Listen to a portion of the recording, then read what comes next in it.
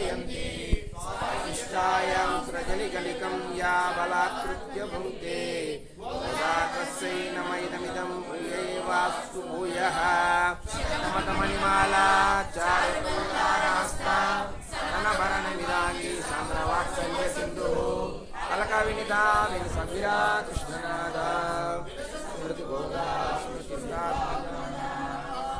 कर्कटे पूर्वपाल्गुन्यां तुलसीकाननोद्भवाम् अन्ये विश्वम्भरां गोदां वन्दे श्रीरङ्गनायकीं तिरुवडिगलै शरणम्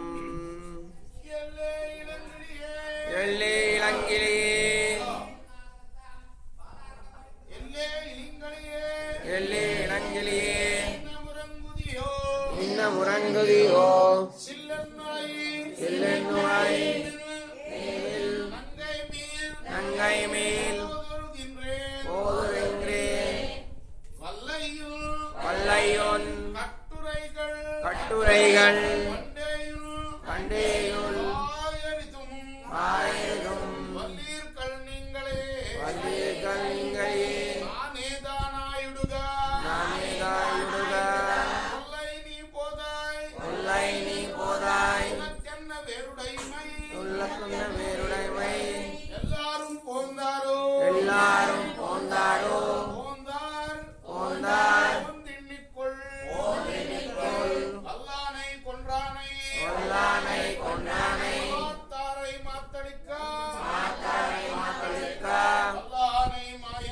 மல்லானை மாயனை பாடேలో రెంబావాయ్. ఇందులో కొంచెం సంవాద రూపంగా రాసింది అమ్మవారు. బయట ఉన్న చెలికెత్తలు లోపడున్న నాయకురాలని అంటే మహాజ్ఞాని అని మనం చెప్పుకున్నాం కదా. ఆళ్వారులు అంటేనే జ్ఞానులు అని అర్థం. 12 మంది ఆళ్వారులు జ్ఞానులు. ఇవాళ వైకుంఠ ఏకాదశి. మరి వైకుంఠం అంటే దాని అర్థం అదే. కుంఠం అంటే మూర్ఖత్వం అని, వికుంఠం అంటే దానికి వ్యతిరేకం జ్ఞాని అని. జ్ఞానులు చేరుకుండే చోటు మానవ జన్మ ఎత్తి దాని సార్థకత ఏమిటి? జ్ఞానం సంపాదించడం, అక్కడికి పోవటం వైకుంఠానికి. అంటే ఎక్కడైతే విష్ణుమూర్తి ఆయనకి ఆది అంతం లేని ఆయనలో కలిసిపోవటమే. మళ్ళీ పునరైపు జన్మం పునరైపు మరణం ఇవన్నీ లేకుండా. కాబట్టి ఈ జ్ఞానుల్ని లేపటం అన్నమాట ఇందులో ఈ తిరుప్పావై వ్రతంలో ఉన్న ఆంతర్యం. జ్ఞానులు ఏం చేస్తుంటారు? ఎప్పుడూ ఆ పరమాత్మనే అనుసంధానం చేసుకుంటూ ఉంటారు. కానీ మరి ఇక్కడ వ్రతం చేసుకోవాలంటే వాళ్ళు లేనిదే స్వామి అంగీకరించలేదా వాళ్ళ సేవని? వాళ్ళని తీసుకెళ్లాలంటే వాళ్ళని లేపాలి. వాళ్ళు ఆ పరమాత్ముడి తో అనుసంధానం అయిన వాళ్ళు వాళ్ళని ఏ విధంగానైనా సరే తీసుకెళ్లాలనే ఈ గీతాలు రాసింది అమ్మవారు. బయట ఉన్న గోపికలు అడుగుతున్నారు, ఓ లేత చిలుక వంటి కంఠ మాధుర్యం కలదానా, ఇంకా నిద్రిస్తున్నావా, ఇదేమిటి అని.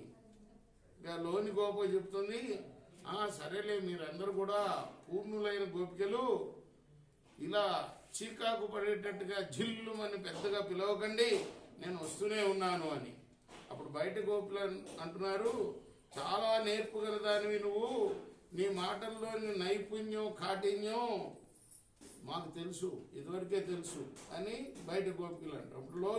లోపల ఉన్న గోపిక అంటుంది, సరేలే మీరే నేర్పుగలవారులేనండి, పోనండి నేను కఠినరాలని అని. అప్పుడు బయట గోపికలు అంటున్నారు, నీకే ప్రత్యేకత ఏమిటి, అట్లా ఏకాంతంగా ఉంటావు ఎందుకు, వేగంగా బయటికి రా అని. అప్పుడు లోని గోపిక అంటుంది, అందరూ వచ్చారా వ్రతానికి, మరి కొందరు ఏమన్నా రాలేదా అంటే బయట గోపికలు అందరూ వచ్చారు, కావాలంటే బయట లెక్క చూసుకో అని అంటున్నారు. ఇంకా నేను వచ్చి ఏం చేయాలని అడుగుతాను తర్వాత లోపల ఉన్నాను. అప్పుడు వాళ్ళు చెప్తున్నారు, బలిష్టమైన కుబలయాపీడం అనే ఏనుగును చంపినవాడు, శత్రువుల దర్పాన్ని అణిచినవాడు, మాయావి అయిన శ్రీకృష్ణుని కీర్తన, ఆయన యొక్క కీర్తిని గానం చేయటానికి రావాలి నువ్వు అని అంటున్నారు. ఇది ఈ పాసురానికి అర్థం. శరణం.